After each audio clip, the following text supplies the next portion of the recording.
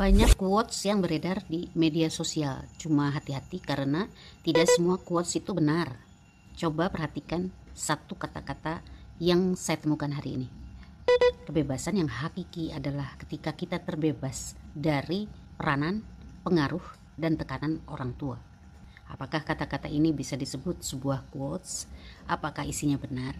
Kalau kita bongkar kata-kata ini, sepertinya menyiratkan tentang isi hati dari seorang anak yang memiliki orang tua strict parent.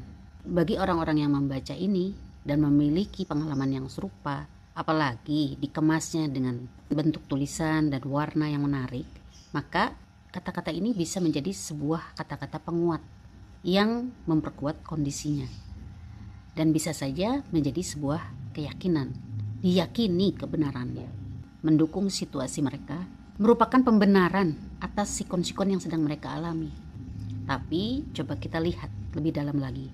Pertama, tidak semua orang tua strict parent. Yang kedua, bahwa tugas orang tua memang memberikan pengajaran, pendidikan, dan pengaruh kepada anak. Bukannya dari kecil orang tua memang memberikan pengaruh kepada anak kan. Nah, memang disesuaikan dengan cara masing-masing sehingga terbentuk ada yang menjadi strict parent, ada yang tidak. Maka kata-kata ini bisa menyinggung orang-orang yang bukan strict parent. Maka bisa dikatakan hal ini sudah menyinggung norma dan etika karena tidak semua orang tua seperti itu. Ini hanya terbatas pada lingkungan orang-orang yang memiliki orang tua strict parent. Jadi tidak bisa disebut kata-katanya bijak karena tidak universal. Maka kata-kata ini bukan disebut quotes, tapi disebut ekspresi diri atau gambaran hati. Quotes disebut kata-kata bijak karena memiliki nilai-nilai kebijakan di dalamnya.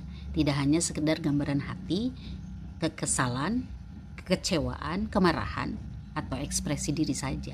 Tetapi harus ada sebuah kalimat atau ajakan perilaku yang positif, atau mengajarkan orang untuk menghadapi sikon itu harus berperilaku positif seperti ini dengan kalimat yang menarik tentunya. Membuat quotes tidak perlu selalu menggunakan kata-kata yang puitis. Boleh menggunakan kata-kata gue, lo, atau menggunakan bahasa gaul. Yang penting isinya benar. Benar artinya mengandung kebijakan sesuai standarnya, sesuai syariat, tidak melanggar norma etika tanpa melepaskan estetikanya.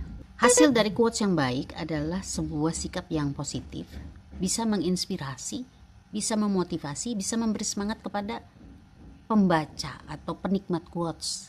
Jadi tidak menjerumuskan atau membuat sebuah keyakinan yang tidak berdasar. Yang harus diingat bahwa sebuah quotes yang menarik itu pasti akan di-share oleh orang-orang, dijadikan pegangan karena dianggap sebagai penguat sikon mereka masing-masing. Dijadikan pegangan, kemudian akan diyakini kebenarannya, dijadikan mindset, dijadikan perilaku. Dijadikan mindset dan diterapkan sebagai perilaku itu sudah masuk ke area mental. Maka berhati-hati membuat quotes karena efeknya bisa sejauh ini.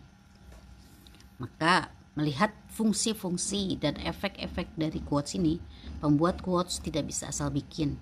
Tidak bisa bikin quotes berdasarkan masalah yang dihadapi tanpa menyertakan kalimat atau ajakan perubahan perilaku yang positif. Seperti contoh pertama tadi. Perhatikan dua kata-kata berikut ini. Aku sudah bertemu ribuan karakter orang-orang yang brengsek. Tetapi sebrengsek-brengseknya orang adalah lelaki. Apakah kata-kata ini sebuah quotes? Apakah kata-kata ini isinya benar?